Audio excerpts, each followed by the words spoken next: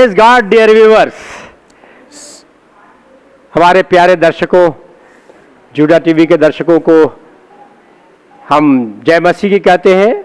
हमारे बीच में आज जो है हमारे पास्टर रामूरत सिंह और उनकी पत्नी जो है हमारे बीच में है, जो इमानुएल हिंदी चर्च बैरती क्रास से आते हैं और वह हमारे बीच में है। हम उनका प्रभु यीशु के नाम में स्वागत करते हैं। आज जुड़ा टीवी के इस स्टेज पर स्टूडियो में आए हुए हैं और वो हमको अपने जीवन के बारे में बताएंगे। आज के इस जो है परिचय में वो बताएंगे कि किस प्रकार से प्रभु यीशु ने उनके जीवन में काम किया है। तो मैं पूछना चाहूँगा कि पास्टर साहब, आपका बहुत बहुत स्वागत है। Thank you. और पास्टर आपका भी स्वागत है। आप आज ये जुड़ा टीवी के इस स्टूडियो में आए हैं, ये हमारे लिए बहुत ही खुशी की बात है, क्योंकि आप दोनों को प्रभु महिमा के लिए अपनी सेवा में इस्तेमाल कर रहा है इमानुएल हिंदी चर्च के द्वारा। और ये हमारे लिए तो बहुत ही अच्छी बात है कि हम लोगों को बताएं। तो आज हम आपसे सवाल करेंगे कि अपने बचपन के विषय में बताएं एवं उस वातावरण के बारे में भी आप बताएं कि किस तरह से आप बचाए गए। सबसे पहले मैं परमेश्वर को धन्यवाद करता हूं और साथ में आज जो है सब मौका मिलने के लिए हम हमारे पास्टर को भी धन्यवाद करते हैं, जिनके द्वारा परमेश्वर ने समय दिया। और जुड़ा टीवी के दर्शकों को मैं धन्यवाद करना चाहते हैं। और मेरा बचपना, मैं गांव से यूपी गोरखपुर से हूं और मैं इधर बेंगलोर में रहता हूं। अब मेरा नाम रामूरत सिंह है। हम हैं, हमारी पत्नी, 3 बच्चे हैं, 2 लड़का 1 लड़की हैं। और हम 2007 से प्रभु को जाना ग्रहण किया। आप बताएं किस तरह से आपने प्रभु को बचाए गए, किस तरह से ग्रहण किया। सबसे पहले हम अपने दर्शकों को बताना चाहेंगे कि जो हमारा मतलब हम संसार में जैसे रहते हैं, हमारा संसारिक तो हर एक लोगों को पता संसार में कैसे लोग रहते हैं। हाँ। हम यहाँ इधर ही बनसवाड़ी में करीबन 10 साल रह चुके हैं। और 10 साल के बाद जब हम यहाँ से जगह हमारा चेंज हुआ, हेब्बाल में गए हैं। और हेब्बाल से जब मैंने भारती क्रॉस में आया और मैंने एक छोटा सा घर था उधर लिया, और मेरा बाजू में एक मलयाली सिस्टर थी। और मेरा वाइफ को सर में कुछ दर्द था, उसने प्रेयर किया, उसको हीलिंग हुआ और उन्होंने इनको चर्च लेके गया और इनको प्रार्थना करने लगा। और उधर से हमारा स्टार्टिंग है जाना मैंने उस प्रभु का। आप जब प्रभु में आए तो आपका विरोध किया गया, क्योंकि आप एक हिंदू परिवार से आते हैं, सिंह परिवार से। आप प्रभु में जब आए तो क्या आपका विरोध किया गया? हम जब प्रभु में आए तो हमारा बहुत सारा विरोध किया गया। हमारे दोस्त, फ्रेंड, मित्र, हमारे आसपास के लोगों ने बोला कि इसने अपना धर्म चेंज करके क्रिश्चियन बन गया। बहुत सारी बातें बोले, लेकिन हम उन सारे लोगों की बातें पर ध्यान नहीं दिया हमने उतना। और जब आपके लोगों ने सुना, आपके परिवार के लोगों ने, क्योंकि आप उत्तर प्रदेश से आते हैं और बेंगलोर में आप हैं, यहाँ पर प्रभु ने आपको बचाया है, तो हमारे वहाँ पर आपके परिवार की क्या स्थिति है? हमारे वहाँ पर लोग जो है जानने के बावजूद किस तरह की उनकी मनो स्थिति है? और हमारे जो गांव के लोग हैं उनको जानने के बाद में सबसे पहले हम हमारे दर्शकों को हम बताना चाहेंगे जो हमारा स्थिति पहले का था। हमारे पिताजी को भी पता है, हम एक जो खाने पीने वाले, स्मोकिंग, ड्रिंकिंग सारा कुछ लेते थे। और यहाँ तक मेरे पिताजी ने मेरा जेब से भी निकाल कर स्मोकिंग की है। और उसने तो विरोध नहीं किया हमारे विषय में, लेकिन हमारे भाई लोग विरोध किए, भाभी लोग विरोध किए, मेरा रिश्तेदार सारे लोग बोले कि इसने मुस्लिम बन गया, धर्म चेंज कर दिया, बहुत सारा विवाद किया। और हमारे पिताजी भी इधर एक बार आए, वो भी देखे हैं। और मेरी मम्मी एक बार आई, 1 मंथ थी, वो भी अच्छे से देखी। ये सारे लोग जो अफवाह करते थे गांव में सारा गलत है। और उसको भी बहुत सारे अच्छा लगा। सिस्टर, आप जब ये विश्वास किए तो आप उससे पहले विश्वास करती थी? मैं पहले विश्वास कर रही हूँ। आप पहले से विश्वास करती थी, तो आपको कैसा लगा? हमको बहुत अच्छा लगा। आप कुछ बताएं थोड़ा। एक बहन ने लेके गई मेरे को, हम्म। वो पहले प्रार्थना करी, मेरा हाँ। वो सर थोड़ा अच्छा हो गया, तो मैं उनके जरिए का बोला मैं प्रभु जी के भवन में गया, तो कब प्रार्थना लोग करें, मैं अच्छा हो गया उधर थोड़ा, तो मैं जाने लगे, मेरे को बहुत अच्छा लगा, मैं छोड़ा नहीं, मैं जाने लगे उधर। और फिर लगातार मैं छोड़ा नहीं, मैं तो जाने लगे उधर। बहुत खुशी की बात है। पास्टर, आप मसीही सेवकाई में आप कैसे आए? कहाँ से आपको ये दर्शन मिला? मसीह सेवकाई के दर्शन, जैसे हम हिंदू समाज से हैं, हमारे सारे लोगों को, हमारे रिश्तेदार को, हमारे दोस्त लोगों को पता है। हमारा खाने का मतलब खाते पीते थे, और मैं बेंगलोर में रह के मसीह को पहले जाना नहीं। जब मेरी वाइफ ने इसका सर में दर्द था, उसके पहले हम दर्शकों को बताना चाहेंगे कि 2002 में मेरा वाइफ का ये ब्रेन ट्यूमर हुआ था। और जिसके लिए इलाज करने के लिए हमारे इधर में एक बहुत बड़ा हॉस्पिटल है, पीजीआई करके सबको पता होगा, लखनऊ में है। और वहाँ इलाज करने के लिए वो स्थिति में मैंने नहीं था उस समय। 2002 में 2,50,000 डॉक्टर ने पूछता था। और उस समय हमारा बीबी उधर ही रहती थी, मैं यहाँ रहता था, कुछ हमसे उससे कुछ उतना मतलब नहीं, अपने दुनिया में अपने दुनिया में। ऐसा ट्यूमर भी हुआ उस समय, मैंने नहीं गया, मैं अपने मित्रों के साथ खाता पीता था। बाद में इनका पिताजी ले जाकर ऑपरेशन किया, और ऑपरेशन करने के बाद में वो डॉक्टर भी जो बोला 4 साल दवा चलाने के लिए, और कुछ दिनों तक ये लोग दवा कराया, और दवा कराने के बाद में पूरा कोर्स नहीं वो छोड़ दिया। तो हमारा वाइफ जो इनका इधर सर में इधर साइड में आप सब देख सकते हैं कि इधर से एक होल्स बन गया, और वो उधर से मौज और रक्त करीबन 5-6 साल तक बहते गया। बाद में ये बेंगलोर जब आ गई तो बहुत लोग बताए कि तिरुपति में जाओ, वैष्णो देवी जम्मू कश्मीर जाओ, वहाँ देवी है, अच्छा करेगी। मैंने वहाँ भी गया, तिरुपति जम्मू भी गया, कुछ भी नहीं हुआ, चंगाई नहीं मिली। यहाँ तक मैं और रोड पर तक मेरी स्थिति और खराब में खराब हो गया। और जब मैंने चर्च तो ये हमारा वाइफ पाले गया, और इनसे लोग बहुत बार बोला कि हमको आने के लिए उसने निमंत्रण किया। मैंने बोला मैं क्यों चर्च में जाना, ये तो हमारा धर्म नहीं, हम तो हिंदू परिवार से, सिंह से ऊंचा खानदान से, हम क्यों जाना वहाँ पर, वो हमारा नहीं है, हम नहीं जा सकते हैं। लेकिन हमने इनको ऐसा बोला, मेरा घर पर कोई लोग आए बुलाने के लिए, मैंने ध्यान नहीं दिया, नहीं गया। और मैंने खाना पीना अपना, इधर में वुड वर्क का काम करते हैं, कॉन्ट्रैक्ट लेते हैं, अपना फ्रेंडों के साथ में ऐसा हमारा जीवन व्यतीत करता है। लेकिन हम परमेश्वर को धन्यवाद देते हैं कि उसने हमारे लिए प्रार्थना करते गए। एक समय ऐसा आया 2 मंथ के बाद में, एक बार क्या हुआ, मैं बाहर से आया, और जब घर पर था तो मेरे को खुद की पता नहीं, मेरा घर के करीबन 1 किलोमीटर के अंदर में चर्च था, और मैंने पूरा ड्रिंक लिया था, दारू पिया था, पान भी खाया था। मुझे पता नहीं, ऐसा घर से निकला, रोड पर आया, तो थोड़ा दूर, वो रोड से थोड़ा दूर चर्च था। तो ऑटोमेटिक कैसा मेरे को मालूम नहीं, ऑटोमेटिक ऐसा मेरे जीवन में क्या हुआ, मैं उस भवन में चला गया। और जब मैं भवन में गया तो सांग हो रहा था, वर्कशिप। उस समय जब मैंने भवन में गया और जैसे बैठा, मेरे को बहुत ऐसा आनंद मिला, सुकून हुआ। तो मैं उस ड्रिंक के नशा में भी मैंने सोचा अपने जीवन में बहुत सारा ऐसा सुकून जब आया, आनंद आया। मैं सोचा कुछ यहाँ है, कुछ हमको अजीब तरह से लगता है, मुझे बहुत सारा अच्छा लगा। उसके बाद से मैंने चल दिया, मतलब जारी किया जाने के लिए। और बाद में इनका विषय में सब कुछ बताया। लोगों ने बोला प्रार्थना करो, विश्वास करो। मतलब क्या प्रार्थना करना, क्या विश्वास करना, स्टार्टिंग में मुझे उतना पता भी नहीं था क्या करना। वो लोग बोले कि भाई आपको जैसा आता है प्रार्थना करो, आपकी जो स्थिति है। तो मेरे को जो आया, हम यीशु के नाम को लोग बताए, उनके नाम से थोड़ा प्रार्थना किया। उसके बाद क्या हुआ, और वहाँ के लोग बोले कि निमांस जो बेंगलोर का निमांस सबसे बड़ा गवर्नमेंट हॉस्पिटल है, उधर भेजने के लिए, उधर न्यूरो सर्जन डॉक्टर आता है, वो ब्रेन के लिए, मेंटल के लिए बहुत अच्छा इलाज करने के लिए। जब मैंने वहां पर गया सिटी स्कैन हुआ।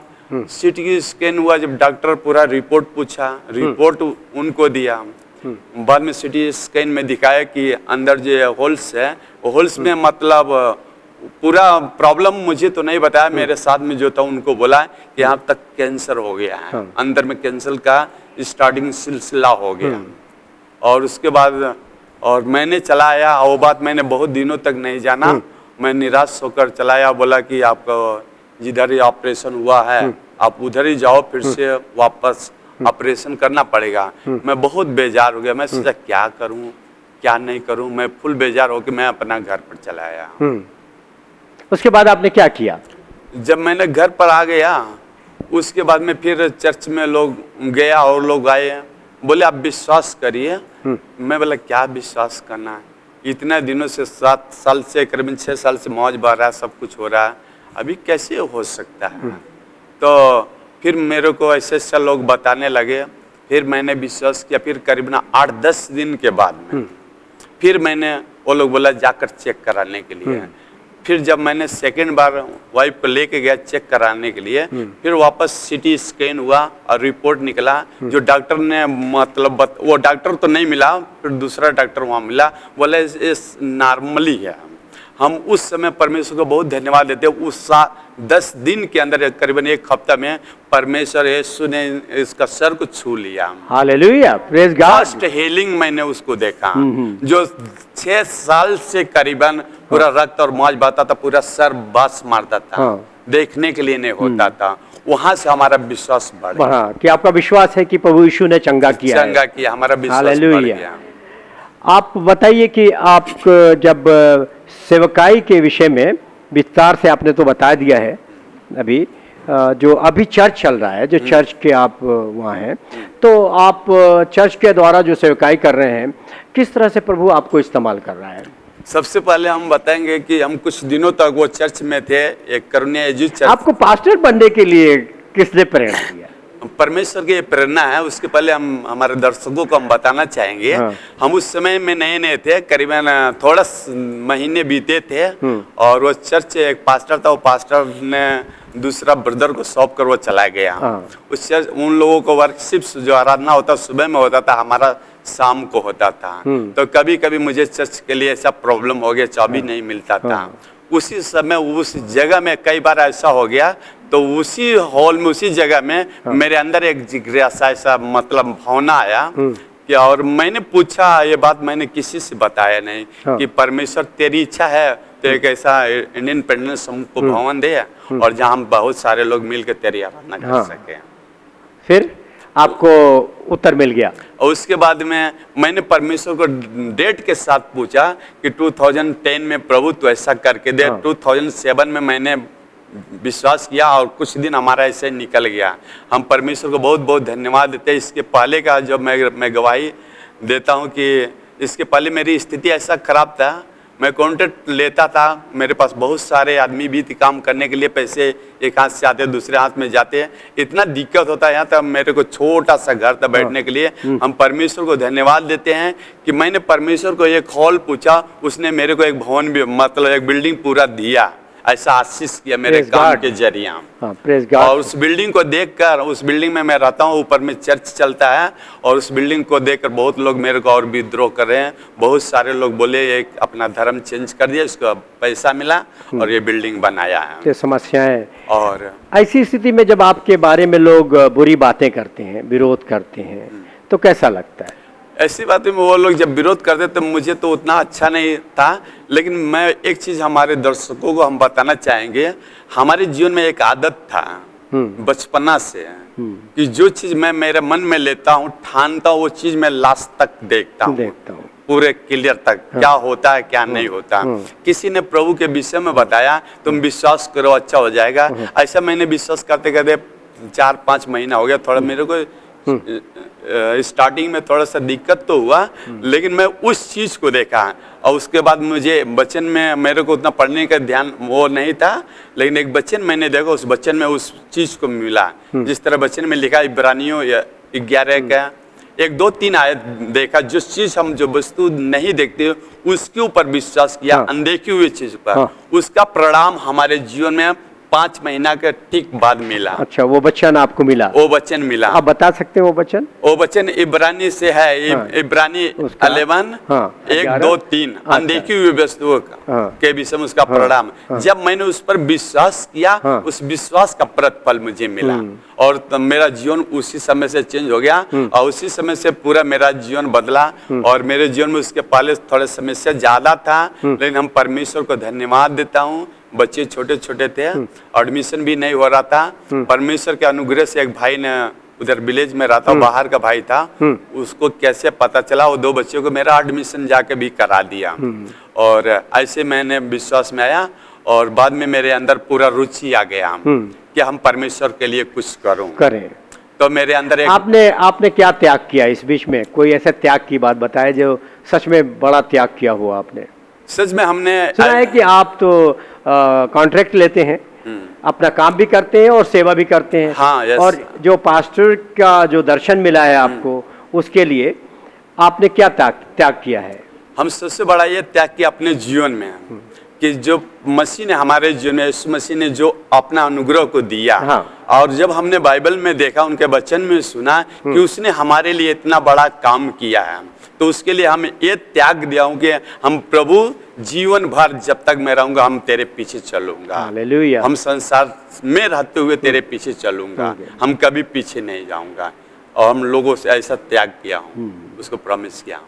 तो आप ने सोचा कि हम प्रभु जो है हमें दर्शन दिया है कि हम उसकी सेवकाई करें, तो आपको पास्टर का दर्शन मिला और आपने सुना है कि आप बहुत रुचि रखते हैं सीखने में बाइबल। हाँ, हमारे यहाँ। तो आपको बेंगलोर बाइबल इंस्टीट्यूट के बारे में किसने बताया? हाँ, बेंगलोर बाइबल इंस्टीट्यूट के बारे में हमारे पास्टर जो फजल से जो मुझसे इंटरव्यू ले रहे हैं, मेरे दर्शकों आपके सामने हैं, उन्होंने मेरे को बताया है। और मुझे सीखने के लिए बहुत भावना है, बहुत रुचि है। हम परमेश्वर के वचन को कितना सीखूं, कितना गहराई में जाऊं। और जो मेरे सेवकाई का परमेश्वर ने ऐसा मेरे को प्रेरणा दिया है कि जिस तरह मेरा उद्धार हुआ उसी तरह मैं बहुत सारे लोगों को बताऊं। इसके पहले मेरे दर्शकों को मैं ये बताना चाहूँगा, मेरा जो जाति, जो बोलते हैं मेरा जाति ऊंचा जाति, सिंह राजपूत जाति से है।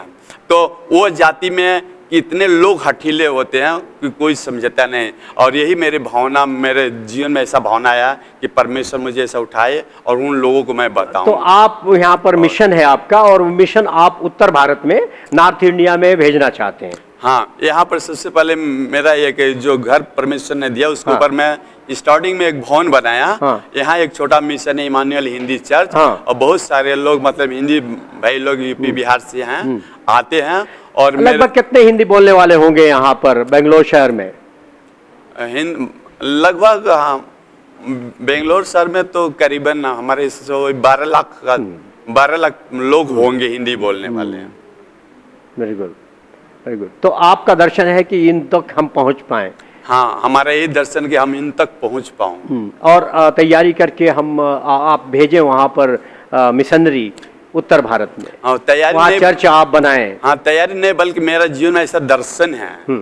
प्रभु के आगे दर्शन के साथ मेरा चैलेंजिंग है, प्रभु के साथ में चैलेंजिंग है कि हाँ एक बड़ा और मिशन बनाऊं और एक सेंटर यूपी में बनाने के लिए मैं ऐसा दर्शन। अच्छा, आप थोड़ा सा बताएंगे कि आज जो म्यूजिक है, जो संगीत है, उसका जो है हमारे रोजाना के आराधना में या कलीसिया के आराधना में क्या उसका इम्पैक्ट है? इम्पैक्ट का मतलब वो किस प्रकार से वो प्रभावित करता है? हमारा जो म्यूजिक है, जिससे बाइबल में लिखे सारे म्यूजिक जो परमेश्वर की स्तुति के लिए बनाए गए, उसकी आराधना की। 2 लाइन हिंदी गाना गाएंगे आप? यस, हम गाएंगे। हाँ, 2 लाइन आप गाइए। हो तेरी स्तुति आराधना करता हूँ मैं तुझसे ये प्रार्थना, महिमा से तेरी तू इस जगह को भर, जो भी तू चाहे सो यहाँ पे कर। हालेलुया,